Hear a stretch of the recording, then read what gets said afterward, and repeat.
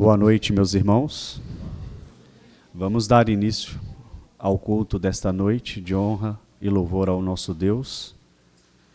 Eu peço aos irmãos que se aquietem, que estejam em estado de agradecimento e coração contrito para adorarmos ao nosso Deus.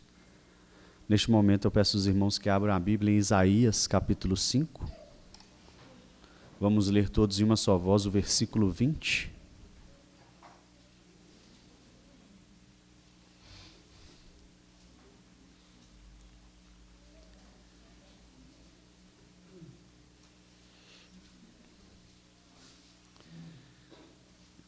Isaías 5, capítulo 20. Vamos ler todos em uma só voz.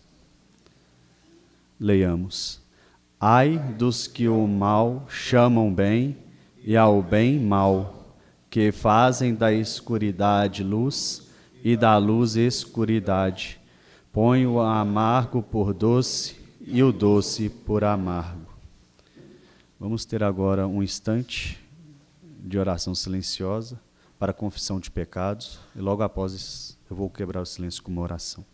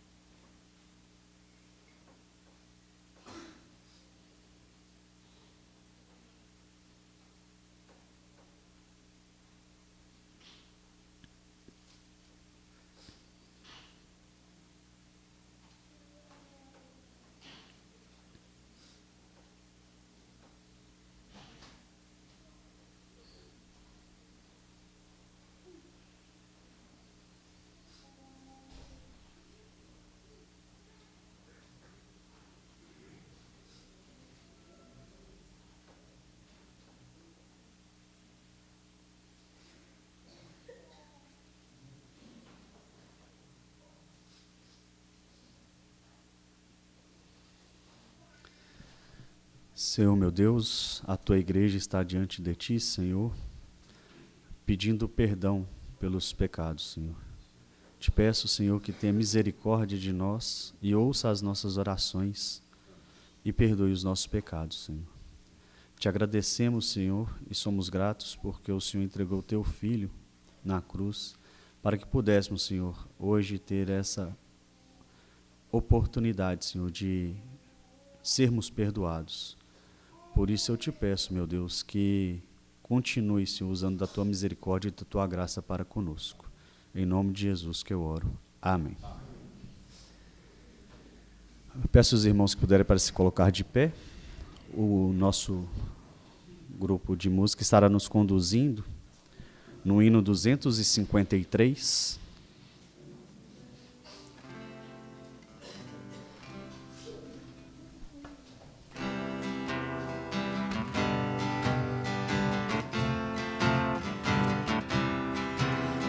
Do mundo, Jesus Cristo, dissipaste as ilusões, desvendaste os nossos olhos, libertando os corações, para ver-te, ouve nossas orações, para ver-te, ouve nossas orações. Neste mundo atribulado, onde opera Satanás, nós pregamos o Evangelho, tua graça, amor e paz. Luz divina, vence toda luz falaz.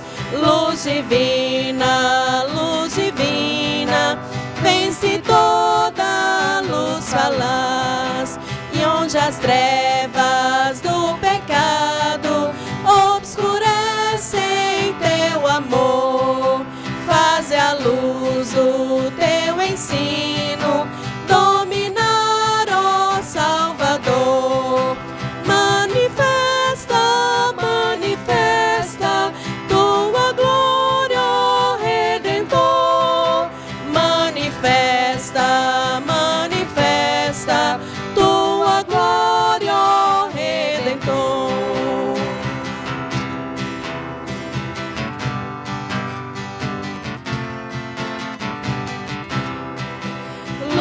dos homens, luz da vida, brilha com poder nos teus, esclarece os incautos, revelando o grande Deus.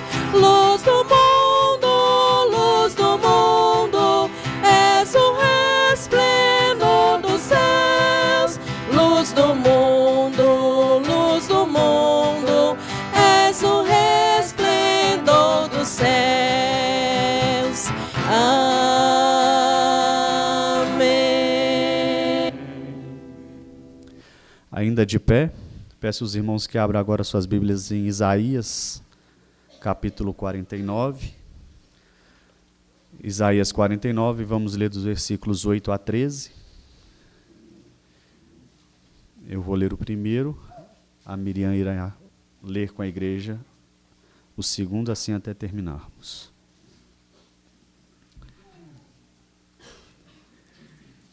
Diz ainda o Senhor: no tempo aceitável eu te ouvi e te socorri. No dia da salvação guardar-te-ei e te farei mediador da aliança do povo, para restaurares a terra e lhes repartires as herdades assoladas. Para dizeres aos presos, saí, e aos que estão em trevas, aparecei. Eles pastarão nos caminhos, e em todos os altos desnudos terão o seu pasto. Não terão fome e nem sede, a calma nem o sol os afligirá, porque o que deles se compadece os guiará e os conduzirá aos mananciais das águas. Transformarei todos os meus montes em caminhos, e as minhas veredas serão alteadas. Eis que estes virão de longe, e eis que aqueles do norte e do ocidente, e aqueles outros da terra de Sinim. Cantai, ó céus, alegra-te, ó terra, e vós, montes, rompei em cânticos, porque o Senhor consolou o seu povo e dos seus aflitos se compadece. Amém. Vou pedir ao nosso irmão Bruno que esteja fazendo a oração de gratidão e adoração ao nosso Deus.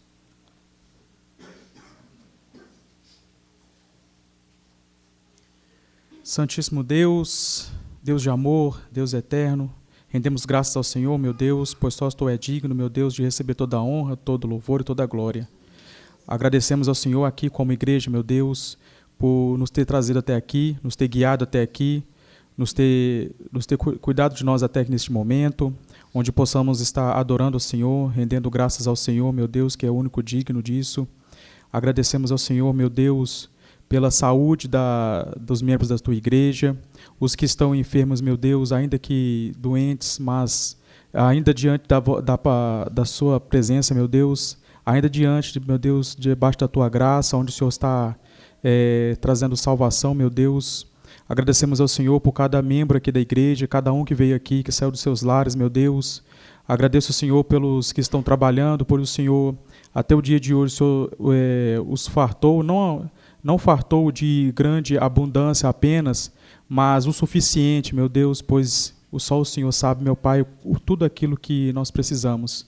Agradecemos ao Senhor, meu Pai, mais uma vez por cada um que está aqui, que está adorando o Senhor, que está se rendendo ao Senhor. Agradeço ao Senhor, meu Deus, pela vida do pastor, que está trazendo aqui no dia de hoje, meu Pai, mais uma palavra. Palavra essa firmada na Bíblia. Palavra essa reta que vem do Senhor, meu Deus. Peço ao Senhor, meu Pai, que fale através dele, meu Deus.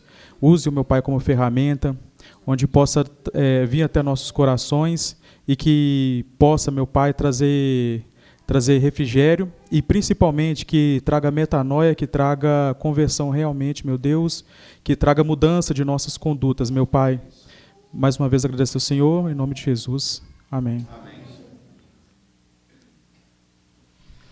Ainda de pé, vamos agora, com o nosso grupo de música, cantar 2 cânticos de louvor e adoração ao nosso Deus.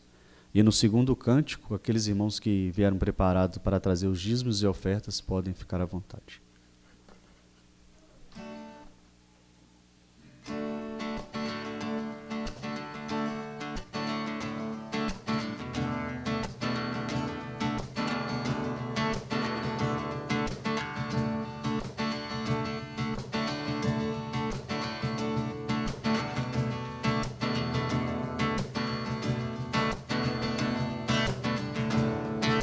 sobre nós e através de nós. Seja feita a tua vontade,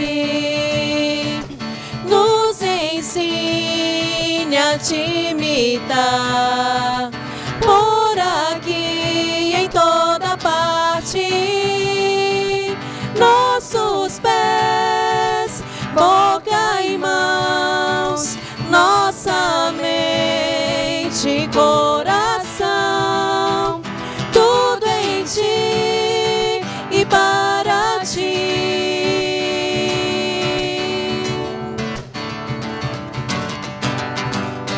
Venha sobre nós teu reino, faz brilhar em nós a tua luz. Quem pode esconder uma casa sobre o monte?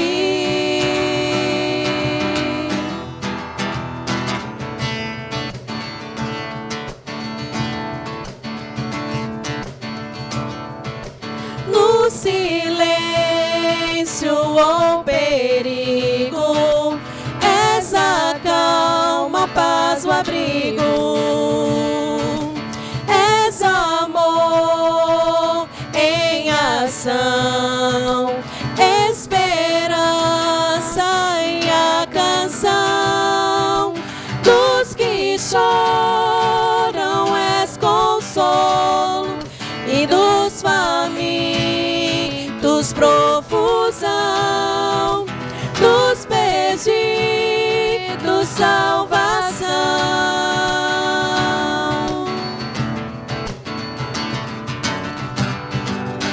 Venha sobre nós teu reino, faz brilhar em nós a tua luz. Quem pode esconder uma casa sobre o monte?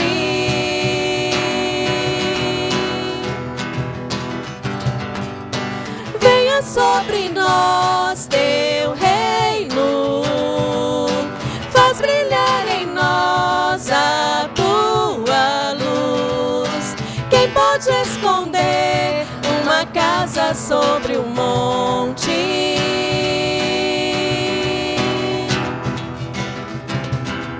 Que as nossas obras mostrem o mover da tua mão,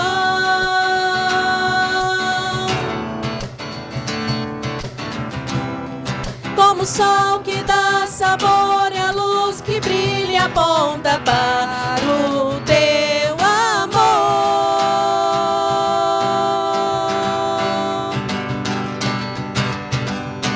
Venha sobre nós teu reino, faz brilhar em nós a tua luz. Quem pode esconder uma casa sobre o monte?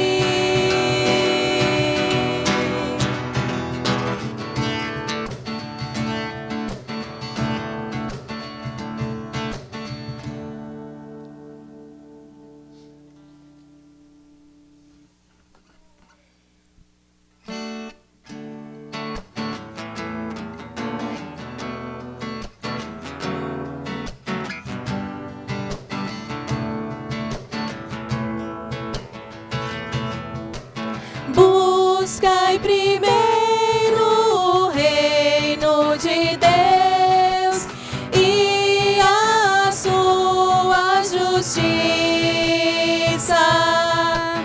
e acrescentadas outras coisas vos serão. Aleluia, aleluia. Não só de pão o homem viverá, mas de toda palavra que procede da boca de Deus. Aleluia, aleluia.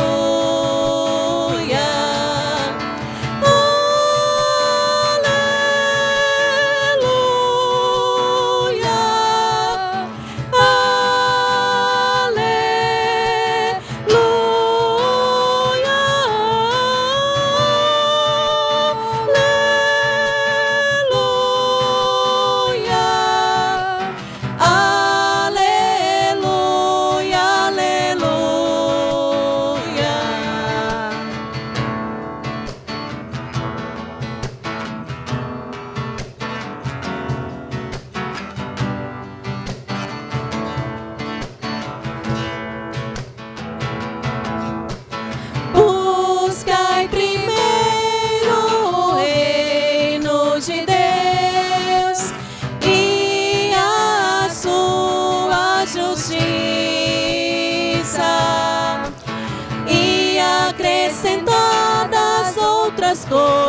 glórias vos serão. Aleluia, aleluia. Nem só de pão o homem viverá, mas de toda palavra que procede da boca de Deus. Aleluia, aleluia.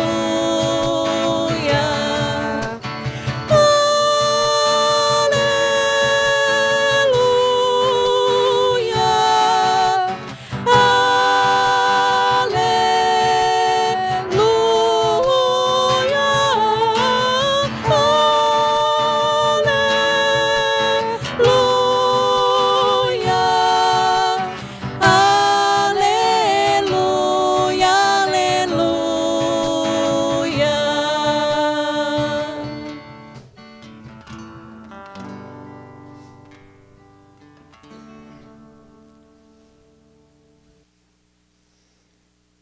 Santo Deus, nosso Pai eterno, nós te louvamos esta noite, ó Deus, pelo privilégio que o Senhor nos concede, ó Deus, de prestarmos o culto ao Senhor nesta hora. Muito obrigado, ó Deus, por esta oportunidade, por essa alegria que nós temos nos nossos corações de podermos sempre, ó Deus, estar na Tua presença. Nós pedimos, ó Deus, perdão dos nossos pecados, sabemos, Deus, que somos falhos diante do Senhor. E queremos também, ó Deus, explicar, ó Deus, bem especial, Deus, para os dias de oferta que forem entregue neste dia. Que o Senhor nos abençoe, ó Deus, para que possa ser bem trabalhado na Tua obra, ó Pai. Oramos agradecido, em nome de Jesus. Amém.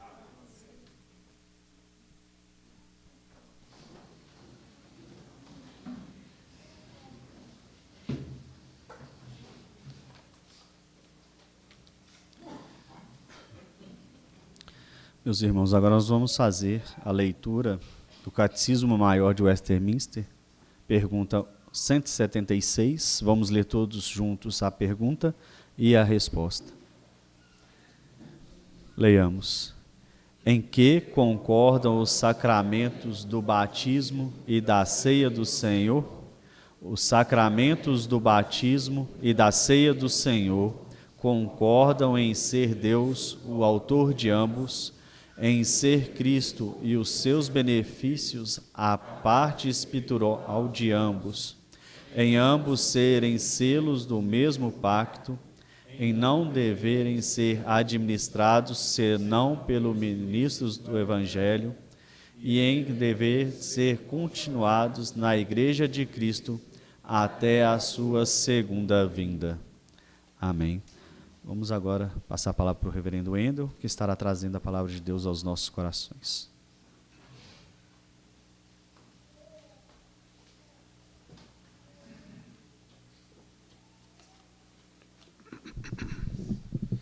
Boa noite, meus irmãos. Vamos abrir a palavra do Senhor em Mateus capítulo 4.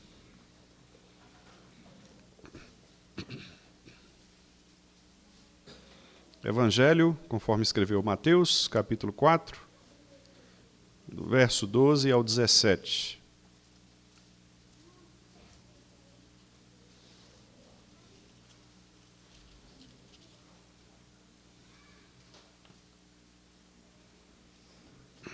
Diz assim a palavra do Senhor. Ouvindo, porém, Jesus que João fora preso, João Batista, retirou-se para a Galileia, e deixando Nazaré, foi morar em Cafarnaum, situada à beira-mar, nos confins de Zebulon e Naftali, para que se cumprisse o que fora dito por intermédio do profeta Isaías: terra de Zebulon, terra de Naftali, caminho do mar, além do Jordão, Galileia dos gentios. O povo que jazia em trevas viu grande luz, e aos que viviam na região e sombra da morte, resplandeceu-lhes a luz. Daí por diante, passou Jesus a pregar e a dizer: arrependei-vos, porque está próximo o reino dos céus. Amém. Vamos orar mais uma vez? Obrigado, Senhor, por tudo que fizemos até aqui. E obrigado porque agora temos também o privilégio de ouvirmos a Tua voz. Fala-nos, ó Deus, por meio desta Tua palavra. Em nome de Jesus. Amém. Meus irmãos, em dezembro de 1914, durante a Primeira Guerra Mundial, aconteceu talvez um dos episódios mais impressionantes da história moderna, a chamada Trégua de Natal. Naquele momento, soldados alemães e britânicos interromperam espontaneamente os combates em alguns setores da frente ocidental de guerra, em razão do Natal. Depois de meses vivendo ali nas trincheiras, cercados por lama, medo, morte, ataques, ouviram-se cânticos de Natal, vindos do lado inimigo. Pouco a pouco, alguns homens que horas antes estavam atirando uns contra os outros, saíram de seus abrigos, apertaram as mãos, trocaram presentes improvisados e enterraram juntos os seus mortos. E diz a história que, por algumas horas, a esperança rompeu aquela cena de escuridão da guerra.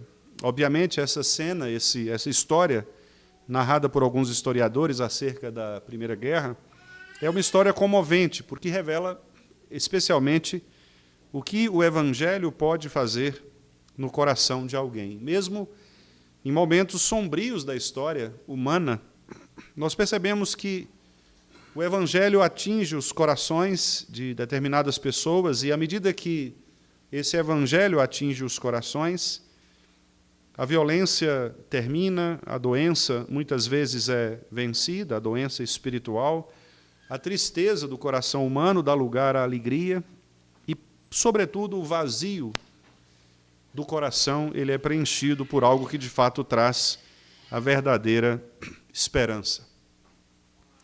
Muito tempo antes, foi assim o cenário em que Jesus iniciou seu ministério público.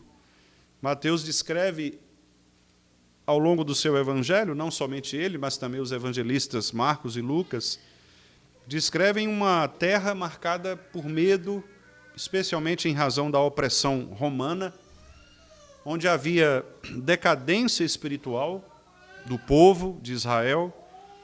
E nessa hora, João Batista, o grande profeta, depois de 400 anos em que não havia profecia, João Batista estava preso. Humanamente falando, quando nós olhamos um cenário assim, é um cenário desanimador, porque tudo parecia caminhar para o fracasso mesmo. E é nesse momento, então, que Deus faz nascer a verdadeira luz, Cristo Jesus, a luz dos homens, como nós cantamos aqui. O reino dos céus, ele começa, portanto, a aparecer em sua forma. Ele começa a se mostrar. E talvez no momento mais difícil da história da humanidade, no meio da escuridão, Deus estava ali acendendo a sua própria luz para que as trevas pudessem ser dissipadas. Cristo havia chegado ao mundo. A esperança aparecia. A era da história, que parecia uma era de completa destruição para o chamado povo de Deus, agora se tornou num momento de esperança. Nós estamos estudando o texto de Mateus e percebemos que os capítulos iniciais de Mateus, eles funcionam exatamente como esta preparação a este rei. O evangelista, inicialmente, no capítulo 1, nos apresenta a sua genealogia, nos apresenta o seu nascimento virginal, um milagre do próprio Deus, a infância, que não é narrada, mas protegida pela providência divina, porque Cristo chega ao seu ministério por volta dos 30 anos, saudável e também maduro espiritualmente. O batismo de Jesus, que celebra exatamente a consagração do seu reinado, do seu governo, e no trecho anterior que nós examinamos, a vitória de Jesus Cristo contra o próprio Satanás na tentação do deserto. Ou seja, até aqui, nestes 4 primeiros capítulos, nós percebemos Mateus demonstrando que Jesus era verdadeiramente o Filho de Deus, e ele estava presente no mundo para trazer esse novo Israel, um novo momento, um novo povo, para inaugurar este novo reino. Mateus estabelece uma transição agora importante entre a profecia do Antigo Testamento, concluída talvez exatamente na pessoa de João Batista, e Jesus. É uma transição entre os profetas antigos e o profeta maior, ou profeta da nova aliança, Jesus Cristo. João havia preparado todo o caminho com a pregação do Evangelho, conclamando Israel ao arrependimento, mas agora ele está preso. O ministério de João praticamente havia chegado ao fim. Mas é exatamente aqui que Deus demonstra o seu poder, o seu governo sobre a história. Embora João Batista agora estivesse preso, o Evangelho não estava preso. Assim como futuramente também irmãos apóstolos estarão presos, como Paulo, por exemplo, mas Paulo mesmo declarará para os crentes de Filipos que, embora ele estivesse preso, o Evangelho não podia ser contido, porque o Evangelho ele não está na pessoa, mas ele está presente nos corações de todos aqueles que aceitam Jesus como seu Senhor. Nesse trecho, irmãos, que nós acabamos de ler, Mateus faz questão de mostrar que cada detalhe ele concorre para o cumprimento da profecia, para o cumprimento da Escritura. Em outras palavras, nada acontece por acaso no mundo. A mudança de Jesus para Cafarnaum, por exemplo, a região de Zebulon e Naftali, segundo o texto, é a realização ou o cumprimento de uma promessa. A mudança de Jesus está realizando aquilo que cerca de 7 séculos atrás, 700 anos mais ou menos, havia sido profetizado por Isaías. Isaías havia dito isto e o próprio Mateus registra para mostrar que a mudança de Jesus Cristo de uma região para outra não foi por acaso. É óbvio que nós já começamos a pensar a respeito de nossa própria vida, ou seja, as mudanças que acontecem em nossa vida, não apenas geográficas, mas todo tipo de mudança não é por acaso. Deus está controlando a nossa história, como estava controlando a história do próprio Cristo Jesus. Deus havia anunciado a chegada da luz por meio do profeta Isaías, por isso, inclusive, nós lemos o profeta Isaías nesta noite aqui por 2 vezes, porque Isaías estava pregando o arrependimento. O primeiro texto que lemos, Isaías diz: ai daqueles que trocam o mal pelo bem, que trocam a escuridão pela luz, o amargo, o doce pelo amargo, porque Isaías estava pregando o arrependimento. E ele disse que haveria de vir o servo sofredor que reinaria sobre todo o povo. E agora, Mateus reconhece esta profecia e diz que a mudança de Jesus, geográfica, era para que se cumprisse a Escritura. Ou seja, a providência de Deus, embora ela seja invisível aos nossos olhos, nós não sabemos como Deus está agindo, mas o fato é que Ele está agindo. E esta providência invisível, ela é absolutamente soberana sobre as nossas vidas. Você não sabe o que Deus está fazendo agora na sua vida, mas fique tranquilo, Ele está cumprindo o propósito designado por Ele. Repare que a história de Jesus agora está 700 anos depois da profecia de Isaías. Para Deus, sabemos, 1 ano como 1000 anos como um dia como 1000 anos, não há diferença temporal, não há nenhum lapso temporal no decreto divino. Nós que estamos contidos pelo tempo, que contamos no relógio as nossas horas e os nossos dias, muitas vezes nos preocupamos com o que está acontecendo conosco. Essa não é uma preocupação que acomete o nosso Deus, porque Ele não pode ser contido pelo tempo. O Senhor, Ele faz com que o seu propósito se cumpra, mesmo que nós, muitas vezes, o achemos demorado. Deus está cumprindo o seu propósito na sua vida. E é exatamente isto que nós destacamos em primeiro lugar. Deus faz avançar o seu reino por meio da sua providência soberana, versos 12 e 13. João estava preso, Jesus ouviu isto, então ele retirou-se para a Galiléia, e depois, saindo de Nazaré, na Galiléia, ele então foi morar em Cafarnaum, situada à beira-mar, nos confins de Zebulon e Naftali. Aqui nós percebemos que a informação de Mateus é uma informação aparentemente simples, apenas uma mudança de residência. Jesus passou a morar em outro lugar. À primeira vista, parece apenas um detalhe geográfico ou mesmo cronológico. Mas, quando nós vamos observar esta narrativa um pouco mais atentamente, nós vamos perceber que Moisés está interessado aqui no significado teológico desta narrativa. É exatamente o fato de que a prisão de João Batista, ela poderia ser interpretada aqui como uma vitória do mal. Afinal de contas, o maior profeta estava preso. O maior profeta daquela época, o profeta fiel, que havia pregado a chegada de Cristo, agora estava preso. A luz parecia ter, então, obscurecido para as trevas pareciam triunfar sobre a luz. Mas o Evangelho, meus amados irmãos, nos ensina exatamente o contrário. A prisão de João não interrompeu os planos de Deus e, mais do que isso, ela não frustrou os planos de Deus. Deus não foi pego de surpresa com a prisão de João Batista. Pelo contrário, a prisão de João Batista fazia parte do plano de Deus. Deus utilizando até mesmo a perversidade dos homens, como Herodes, por exemplo, para conduzir Jesus Cristo ao lugar onde ele deveria estar, para levar Jesus Cristo no lugar onde o seu ministério deveria iniciar. O que parecia, então, uma derrota da luz, transforma-se, na verdade, num grande instrumento da providência divina. Nós passamos por isso também muitas vezes na nossa vida, às vezes olhamos para as situações de nossa vida que nos parecem derrotas, mas, na verdade, Deus está agindo por meio de nós. Esta é uma verdade muito recorrente na Escritura.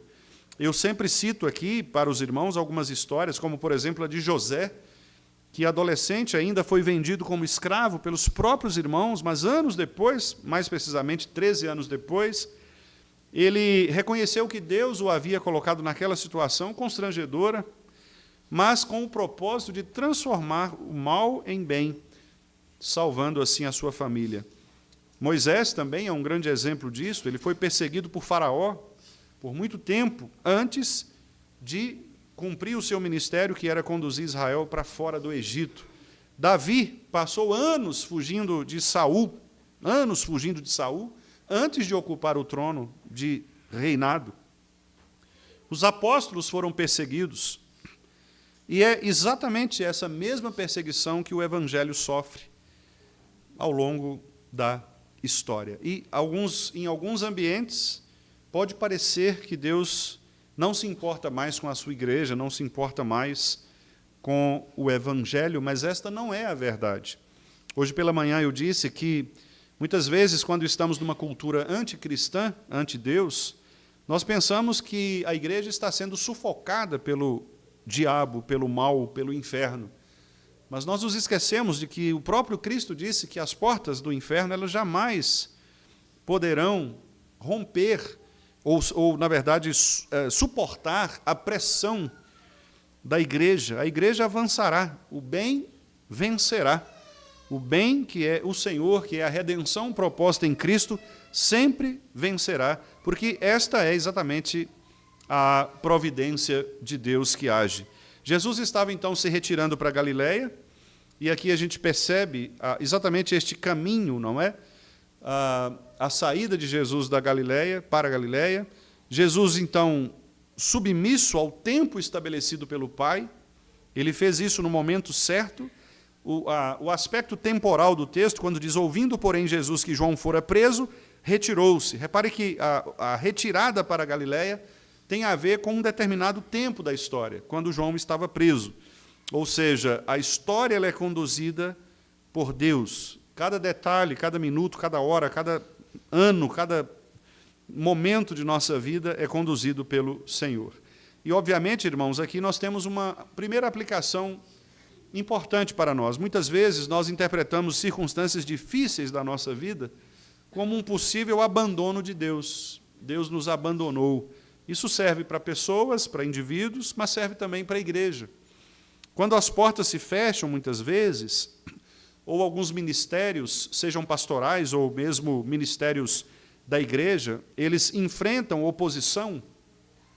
Quando alguns dos nossos sonhos, projetos, parecem frustrados, muitas vezes, e você pensa que está fazendo a vontade de Deus, mas as coisas não estão dando certo, você fez o que tinha de fazer, mas mesmo assim a resposta foi negativa, às vezes nós somos tentados a imaginar que Deus ele nos abandonou, que ele perdeu o controle, ou que, às vezes, até mesmo somos levados a pensar que não temos tido um relacionamento profundo com o Senhor, talvez até tentando procurar pecado em nós para, quem sabe, justificar um afastamento de Deus.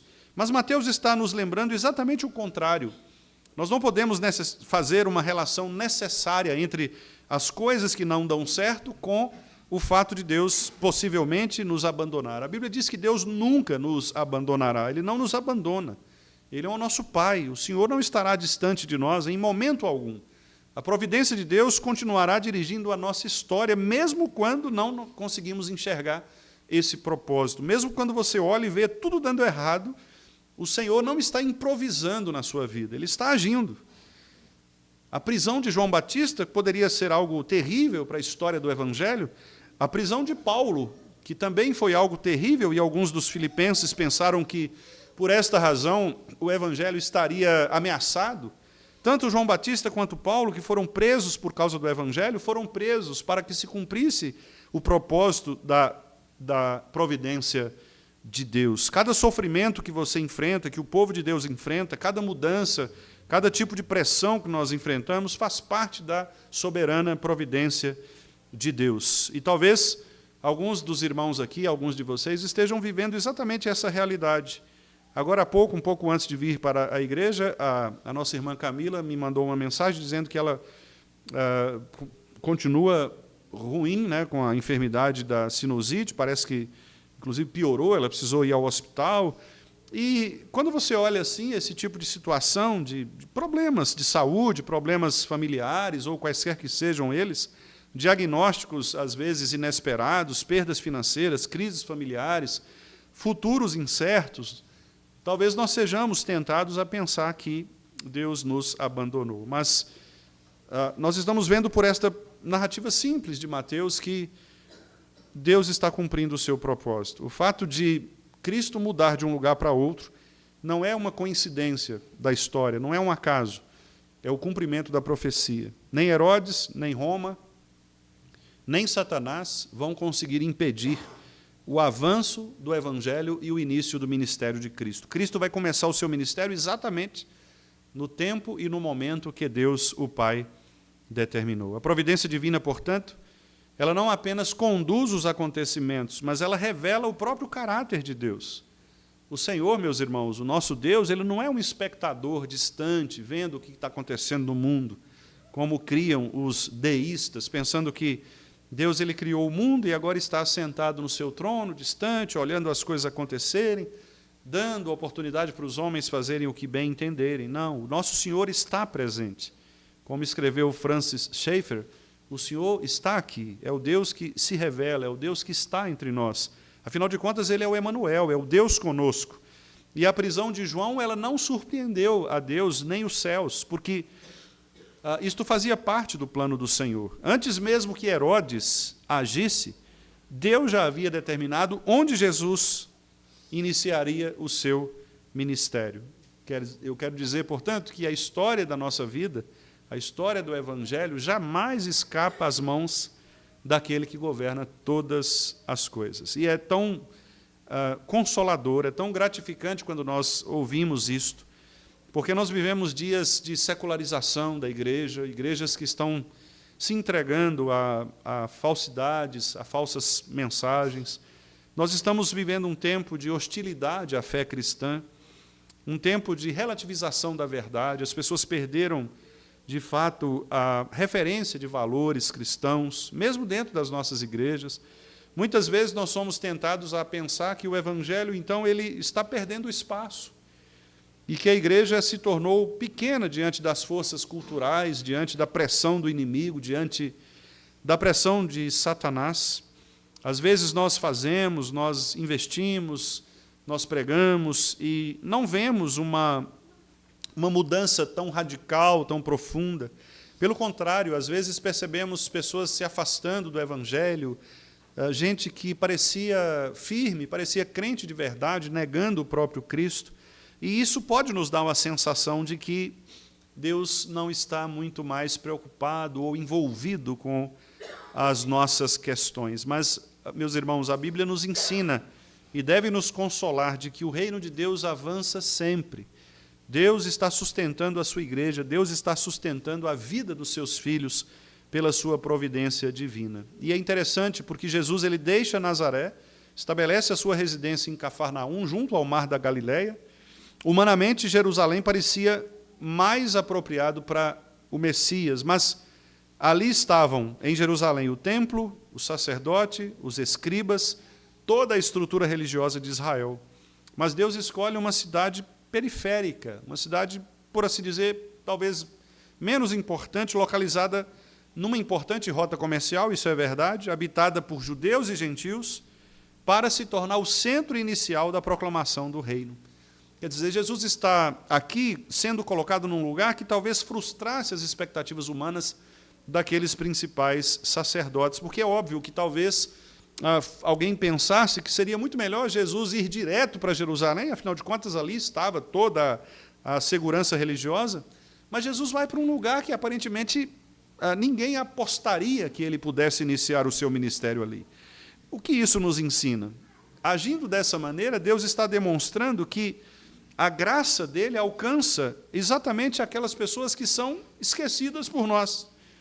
A Galileia, na época, era vista com um certo desprezo pelos habitantes da Judéia. A população da Galileia ela era miscigenada, ou seja, ela era judaica e também grega. Jesus está ali exatamente para que o seu evangelho pudesse expandir para todos os homens. E isso é muito interessante, faz parte do propósito de Deus. Aquela cultura da Galileia sofria uma influência gentílica muito forte. A reputação religiosa estava longe da respeitabilidade de Jerusalém, mas era ali exatamente que Deus queria alcançar aquelas pessoas. Como Jonas lá em Nínive, um lugar em que o próprio Jonas achou que jamais deveria ter possibilidade, experiência, oportunidade de conversão, mas foi lá que Deus queria que o profeta pregasse. Da mesma maneira que Mateus está nos dizendo que Cristo ele foi para um lugar que nenhum homem imaginaria que pudesse ser ali o início do ministério de Cristo. Vamos pensar um pouco nos exemplos bíblicos do passado. Abraão, por exemplo, Deus escolheu Abraão e ele disse, eu vou mandar você para um lugar que eu vou te mostrar ainda. Abraão estava entre os povos idólatras da Mesopotâmia e Deus usa Abraão ali naquele lugar que talvez ninguém mais imaginasse que pudesse usar.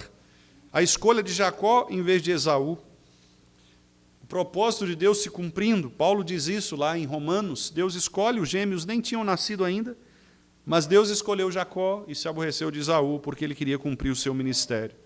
Deus levantou Moisés, um fugitivo do deserto, um fugitivo, ele havia matado um soldado. Davi, nós podemos nos lembrar, o texto diz que Davi era o menor dos seus irmãos, entre os seus irmãos, mas ele se tornou o rei de Israel.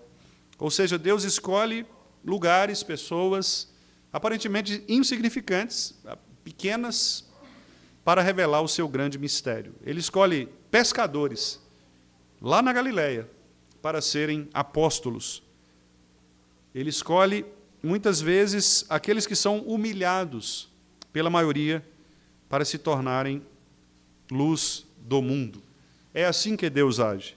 Deus ele age de maneira estranha à nossa expectativa. Ele usa rãs, piolhos, ele usa uma água se transformando em sangue para fazer cumprir o seu propósito. Deus age como quer, e é por isso mesmo que na conversão de Nicodemos, nós somos também lembrados de que o Espírito sopra onde quer. O Espírito de Deus ele não pode ser contido pelas nossas expectativas. Muitas vezes nós acreditamos que Deus trabalha apenas onde nós pensamos que Ele trabalha, mas Deus ele trabalha onde quer. Deus não precisa de grandes estratégias, não precisa de grandes recursos, Deus não precisa de grandes estruturas, Ele não precisa de nada disso. Ele precisa apenas do poder da sua palavra, porque Ele vai cumprir a sua história. João está preso, Jesus então sabe disso, e Deus o encaminha para a Galileia, por um lugar miscigenado, em que judeus e gentios haveriam de ouvir o Evangelho, para que se cumprisse a Escritura, que diz que dali, Galileia dos gentios, o povo que jazia em trevas agora veria grande luz, e aqueles que viviam na região da sombra de morte, também agora estava vendo a luz. Deus tinha um propósito de salvar aquelas pessoas dos seus pecados. E ele faria isso para que se cumprisse a Escritura. Esse povo era um povo que precisava ouvir a voz de Deus. Era o lugar de gentios e Deus queria alcançar os gentios. Para a vergonha dos próprios judeus, que não entenderam a pregação do verdadeiro evangelho, que queriam um nacionalismo patriótico, que queriam o Deus para si, apenas para si. O Messias prometido seria o Deus deles, conforme a imagem deles. Eles queriam moldar um Deus para si mesmos. Mas Deus está dizendo, não é assim. O Cristo veio para salvar o seu povo, e não somente os judeus, o seu povo dos pecados deles. E há povo de Deus para além dos povos judaicos. E por isso mesmo Jesus vai para a Galileia, vai para Cafarnaum, mora num lugar miscigenado de judeus e gentios, para que se cumprisse aquilo que o profeta Isaías tinha dito 700 anos antes. Terra de Zebulon, terra de Naftali, caminho do mar além do Jordão, Galileia dos gentios, não dos judeus, dos gentios. Esse povo que jazia em trevas, que estava em trevas, agora viu grande luz com a chegada da luz. Jesus Cristo, luz do mundo. E aos que viviam na região e sombra da morte, resplandeceu-lhes a luz.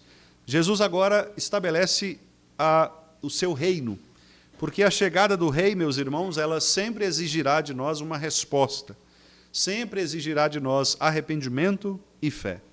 Portanto, depois de mostrar a providência de Deus e o cumprimento da profecia de Isaías, Mateus agora registra, podemos dizer, a primeira mensagem pública de Jesus. E é uma mensagem curtíssima, e curiosamente a mesma mensagem pregada por João Batista. Parece que Jesus está fazendo aqui uma espécie de in memoriam a João Batista. Ele está se lembrando do grande profeta que o anunciou, que pregou o seu evangelho, dizendo, arrependei-vos, porque é chegado o reino de Deus. Cristo, então, ele também diz isto, arrependei-vos, porque está próximo o reino dos céus. Quer dizer, não se tratava aqui apenas de um discurso religioso, obviamente, mas do resumo de todo o ministério de Cristo. Aquele que é a luz do mundo, que veio para salvar o seu povo dos pecados deles, veio para convocar homens e mulheres, judeus e gentios, ao arrependimento. E como eu disse, é muito interessante que Jesus comece o seu sermão exatamente pela mesma mensagem de João Batista. Por quê? Porque a mensagem do Evangelho sempre será esta: arrependei-vos, porque é chegado o reino dos céus. Qualquer transformação social, política, econômica, educacional, cultural, ou o que quer que seja, não mudará a condição do ser humano. A única mudança capaz de produzir a verdadeira mudança no coração dos homens é o arrependimento em relação a Deus. A palavra aqui é a palavra que foi utilizada pelo irmão Bruno na sua oração. Ela é uma palavra que vem da raiz metanoia, que é transformar-se, metanoite em grego, que significa uma profunda mudança de mente, coração, direção. Ou seja, não é apenas um mero remorso, não é um sentimento de culpa passageiro, como Judas, por exemplo, sentiu diante daquilo que ele fez em relação a Jesus. Esaú, que também, diz a Bíblia, ele chorou de remorso pela consequência dos seus atos ali diante do seu pai, mas a Bíblia não diz que o seu coração se voltou para Deus em arrependimento. Na verdade, o verdadeiro arrependimento, ele envolve reconhecer a gravidade do pecado, abandonar a nossa autossuficiência e pensar que nós somos capazes de resolver o nosso problema do pecado, e também, e mais importante, nos lançar pela fé sobre a graça oferecida por Cristo Jesus. Ao mesmo tempo, Jesus aqui está dizendo, o reino está próximo, ele quer o arrependimento. E em Mateus, como nós veremos na sequência destes sermões, com a graça do Senhor, em Mateus essa expressão ela vai se repetir muitas vezes. A ideia de Mateus, ao usar a expressão reino dos céus, é exatamente mostrar que o céu estava entrando na terra. O céu, ou o reino do Pai, o reino de Cristo, estava irrompendo na história humana através da presença física real do próprio Cristo. Cristo está ali, então o reino está ali. O céu desceu, o céu agora está entre nós. Se antes nós vivíamos numa região de trevas, de escuridão, de morte, como estava prevendo Isaías, agora a luz chegou, o reino chegou, o rei está entre nós. E o fato de o rei estar entre nós exige de nós uma postura objetiva de, ao ouvirmos a sua voz, nós então atendermos ao seu requerimento. Ele está dizendo: arrependam-se. E todos aqueles que agora se colocam diante deste rei, se fazem parte deste reino dos céus, devem ouvir esta voz e devem se arrepender dos seus pecados. Ao longo de Mateus, nós vamos perceber, por exemplo, que os milagres de Jesus, os milagres que Jesus realizou, eles estavam ali para demonstrar o poder deste reino. Mateus vai nos dizer que, estou com Moisés na cabeça, né? Mateus vai dizer que o reino de Deus, ou a chegada do reino, revela esta ética do reino. Ou seja, a história de Jesus Cristo, como o irmão Pedro destacou pela manhã aqui em nossa classe, a vida de Jesus Cristo, desde o seu nascimento e todo o seu percorrer do seu ministério, tudo isto, na verdade, é cumprimento do estabelecimento deste reino que agora está entre nós para cumprir o seu propósito. Aqui, meus irmãos,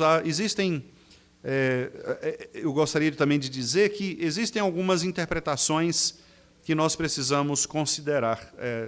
Talvez essa interpretação que nós acabamos de dar aqui impede dois erros que são frequentes. O primeiro, talvez em reduzir o reino a uma experiência exclusivamente futura.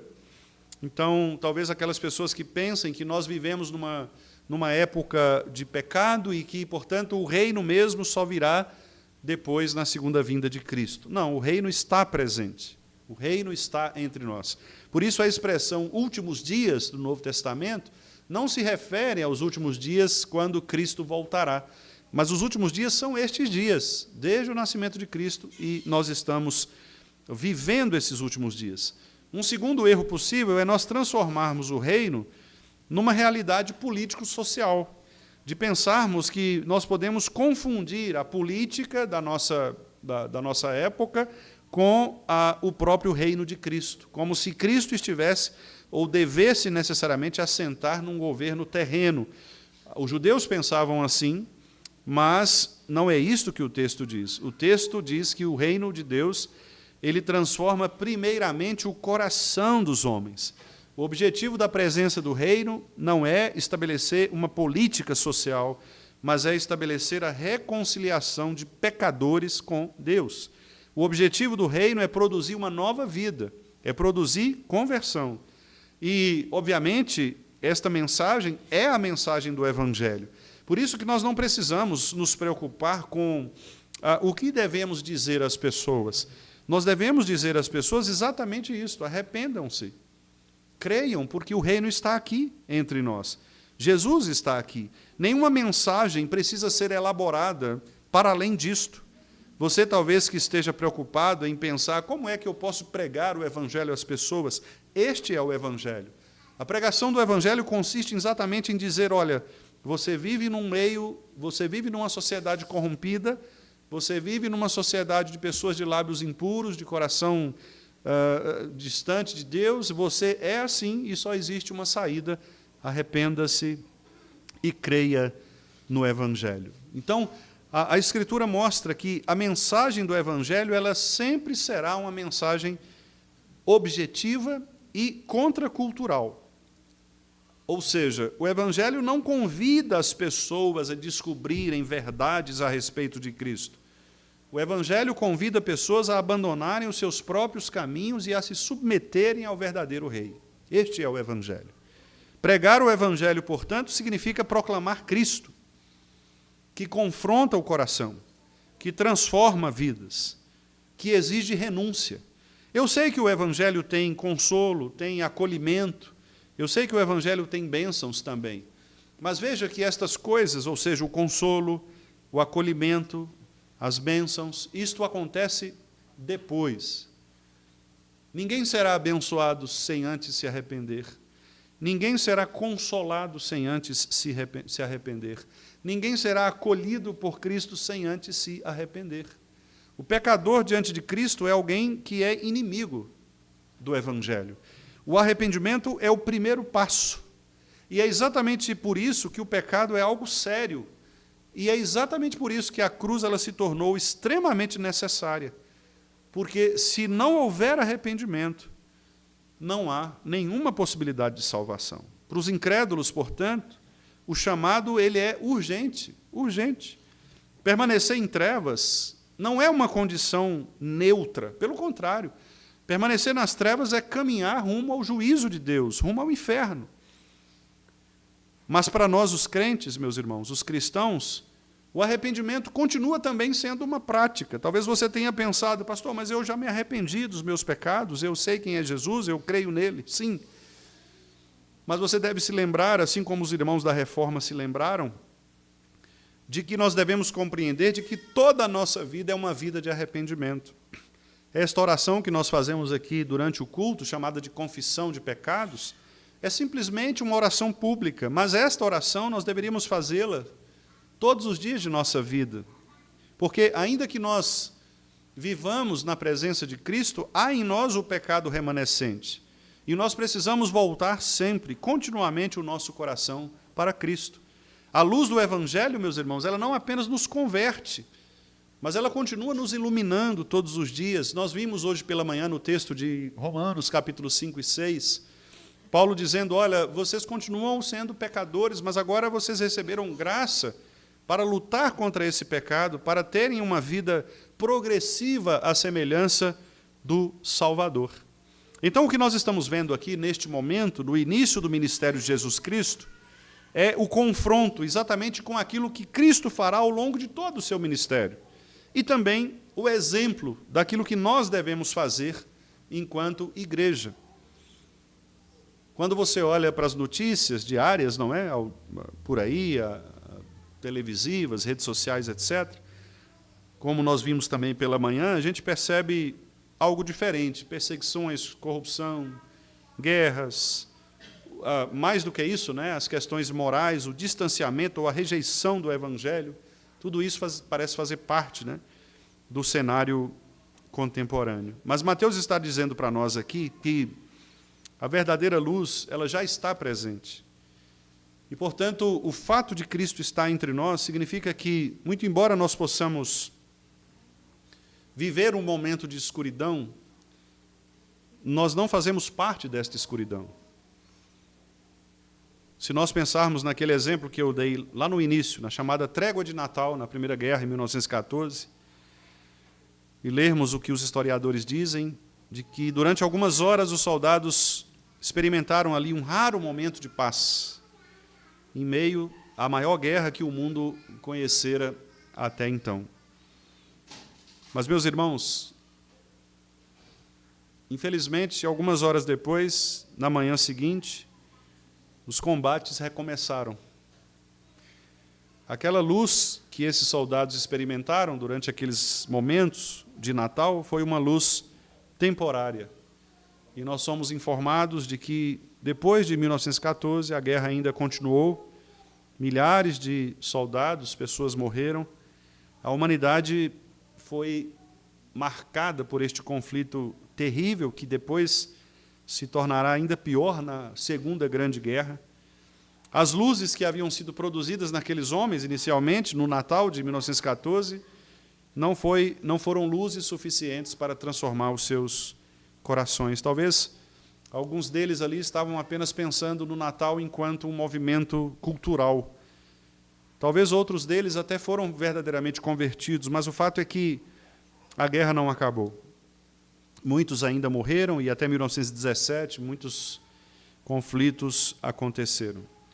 Mas com Cristo Jesus é bastante diferente. A luz que agora brilha na Galileia para alcançar gentios e judeus é uma luz que nunca se apagará. Muito embora Satanás continuará tentando matar Jesus Cristo e apagar esta luz, ele triunfa sobre as trevas. E por isso mesmo, naquela manhã da ressurreição, quando ele vence a morte, quando a morte é definitivamente vencida, ali nós percebemos, a noite já não mais existirá. E nós sabemos, meus irmãos, que a noite é sempre mais escura e mais fria, pouco antes do amanhecer. E por isso, às vezes, nós precisamos passar momentos difíceis na vida, momentos difíceis na história. Talvez nós precisemos passar por um momento de extrema escuridão, de extremo esfriamento. Mas isso não deve nos deixar em dúvidas quanto ao reinado de Jesus Cristo. Um dia, Cristo resgatará toda a sua criação. A morte já não existirá. Nós não precisaremos da luz do sol, porque Deus mesmo será a luz do seu povo. Então, meus amados irmãos, nós não devemos caminhar como aqueles que viviam nas trevas ou na sombra da morte. Nós somos filhos da luz, somos filhos de Cristo. E nós estamos aqui para anunciar com fidelidade este evangelho, o evangelho daquele que nos chamou das trevas para a sua maravilhosa luz. Cada um de nós aqui, meus irmãos, é um exemplo, um testemunho da providência de Deus que cuida de nós, mesmo quando as coisas parecem escuras. Eu e vocês devemos descansar na fidelidade das promessas do Senhor, mesmo quando o nosso futuro parecer incerto. Nós devemos sempre responder ao chamado do Evangelho com arrependimento e fé, sabendo que Deus, pela sua providência, haverá de guiar toda a nossa história, como guiou a do próprio Cristo. Mateus, portanto, nos ensina: a luz chegou, o reino foi inaugurado, o céu desceu, o rei está presente. E, portanto, a partir de agora, nós devemos dar ouvidos a este rei.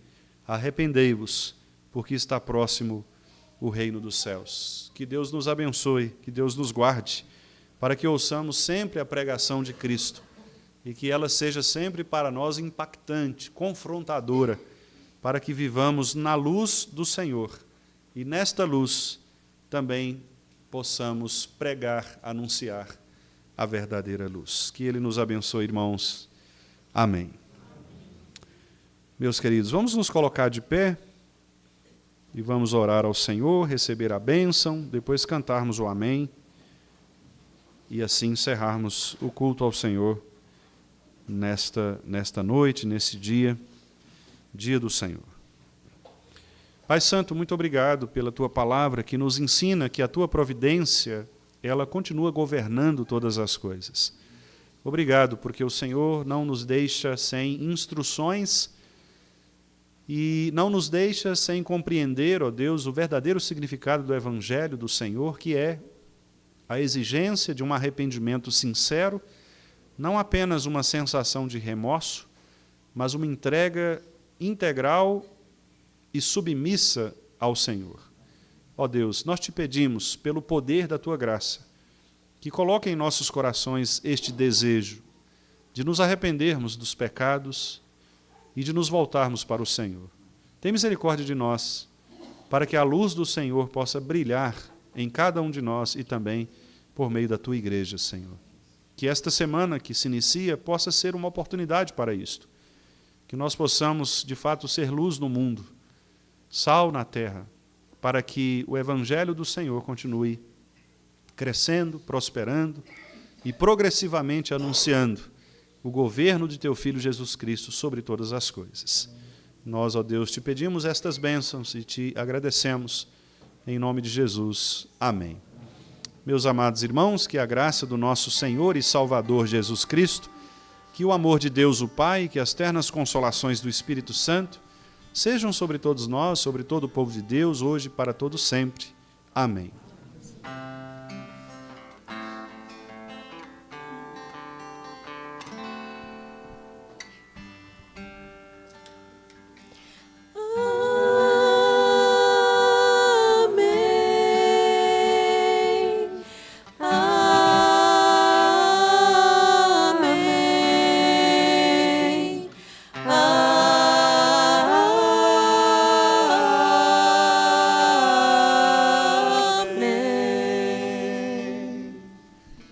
Podem se assentar, queridos?